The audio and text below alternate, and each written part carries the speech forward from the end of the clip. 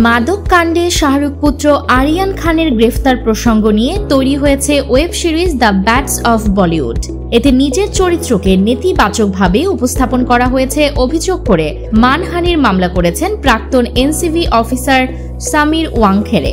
দিল্লি হাইকোর্টে দায়ের করা এই মামলায় বিবাদী করা হয়েছে শাহরুখ ও গৌরী খানের প্রতিষ্ঠান red Chillies entertainment, OTT platform Netflix এবং সংশ্লিষ্ট আরও কয়েকজনকে। সামিরের অভিযোগ, সিরিজটি তার ভাবমূর্তি ক্ষুণ্ণ করার উদ্দেশ্যে নির্মিত। তিনি আদালতের কাছে স্থায়ী ও বাধ্যতামূলক নিষেধাজ্ঞা চেয়েছেন, যাতে ভবিষ্যতে তার চরিত্র নিয়ে কোনো কন্টেন্ট প্রচার না হয়। পাশাপাশি 2 কোটি রুপি ক্ষতিপূরণ দাবি করেছেন, যা ক্যান্সার রোগীদের চিকিৎসায় দান করার ইচ্ছাও প্রকাশ করেছেন তিনি। গেল 18 সেপ্টেম্বর নেটফ্লিক্সে মুক্তি পাওয়া সিরিজটি পরিচালনা করেছেন আরিয়ান খান। প্রথম কাজেই বিতর্কে জড়িয়ে পড়লেন শাহরুখ পুত্র।